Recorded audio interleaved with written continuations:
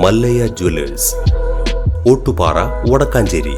Phone 0488423266. Vadakkanchery boys high school ഗ്രൗണ്ടിലെ കളികൾ കാര്യമാകുന്നു. ബോയ്സ് ഹൈസ്കൂൾ ഗ്രൗണ്ടിന്റെ നവീകരണ പ്രവർത്തനങ്ങൾ ആരംഭിച്ച ദിവസം മുതൽ തുടങ്ങിയതാണ് നഗരസഭയിലെ ഭരണപക്ഷവും പ്രതിപക്ഷവും തമ്മിലുള്ള പോര്.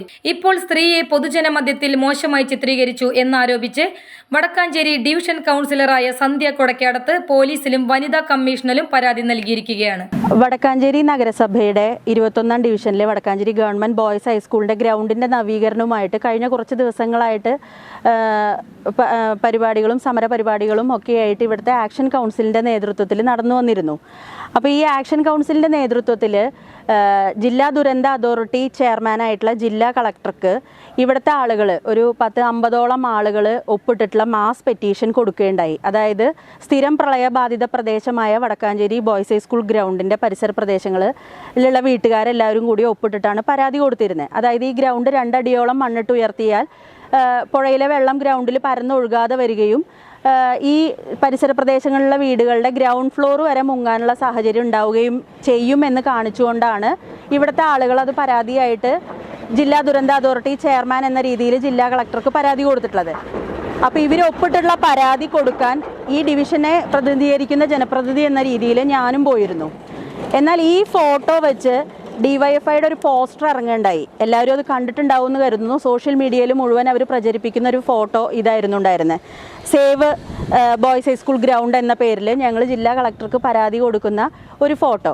അപ്പോൾ ഞാൻ പറയുന്നത്, ഒരു സ്ത്രീയായ എൻ്റെ ഫോട്ടോ വെച്ച് ഡിവൈഎഫ്ഐ പോസ്റ്റർ അടിച്ച് സോഷ്യൽ മീഡിയ വഴി എന്നെ അപകീർത്തിപ്പെടുത്താനുള്ളൊരു ശ്രമമാണ് ഇതുവഴി നടന്നുകൊണ്ടിരിക്കുന്നത്.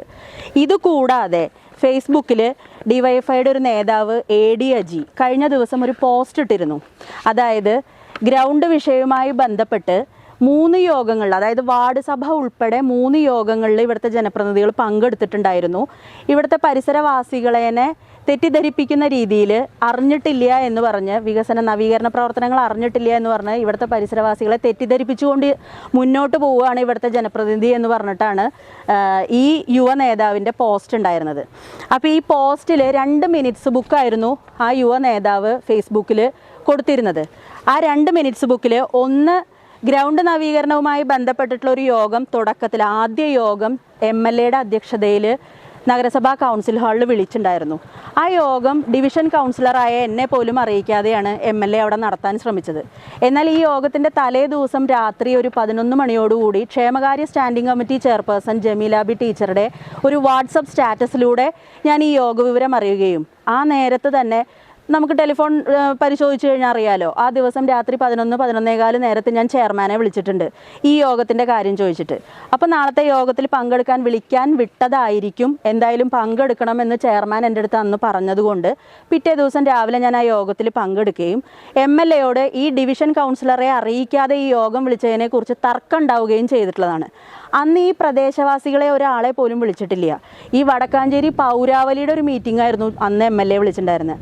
അതിൽ ഈ ഗ്രൗണ്ട് 2 അടിയോളം ഉയർത്തും എന്നുള്ളത് MLA പറഞ്ഞിട്ടുമില്ല, DPR അവതരിപ്പിച്ചിട്ടില്ല, ഒന്നുമില്ല. ഒരു പ്രഹസനം എന്നുള്ള രീതിയിൽ ഒരു യോഗം നടത്തി പോവുകയാണ് ഉണ്ടായത്.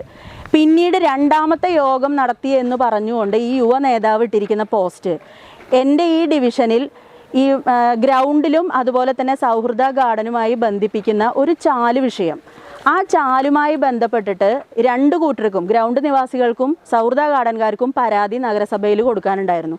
ആ പരാതിയുടെ അടിസ്ഥാനത്തിൽ ചെയർമാനും സെക്രട്ടറിയും ഈ 2 പ്രദേശത്തെ ആളുകളെയും അവിടുത്തെ ജനപ്രതിനിധി എന്ന രീതിയിൽ എന്നെയും വിളിച്ചിട്ട് യോഗം ചേർന്നതിൻ്റെ മിനിറ്റ്സ് ബുക്കാണ്, 2ാമത്തെ മിനിറ്റ്സ് ബുക്ക് എന്ന് പറഞ്ഞുകൊണ്ട് ഈ യുവ നേതാവ്, ഡിവൈഎഫ്ഐയുടെ യുവ നേതാവ് ഇട്ടിട്ടുള്ളത്.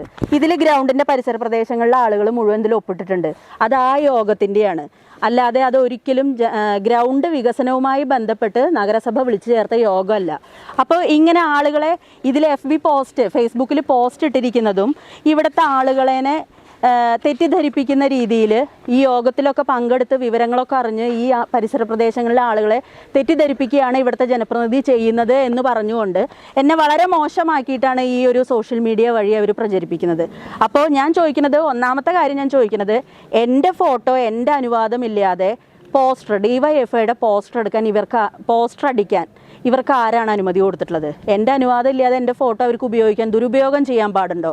രണ്ടാമത്തെ കാര്യം, എൻ്റെ ഡിവിഷനിലെ ഒരു ചാലു വിഷയവുമായി ബന്ധപ്പെട്ടിട്ടുള്ള മിനിറ്റ്സ് ബുക്ക്, ആ മിനിറ്റ്സ് ബുക്ക് എടുത്ത് അത് ഗ്രൗണ്ട് നവീകരണവുമായി ബന്ധപ്പെട്ടിട്ടുള്ള മിനിറ്റ്സ് ബുക്കാണ് എന്ന് പറഞ്ഞുകൊണ്ട് അത് പ്രചരിപ്പിക്കുക. അപ്പോൾ ഈ നഗരസഭയുടെ ഒഫീഷ്യലായിട്ടുള്ള രേഖകളാണ് ഈ മിനിറ്റ്സ് ബുക്കുകൾ, യോഗം ചേർന്നതിൻ്റെ മിനിറ്റ്സ് ബുക്കൊക്കെ.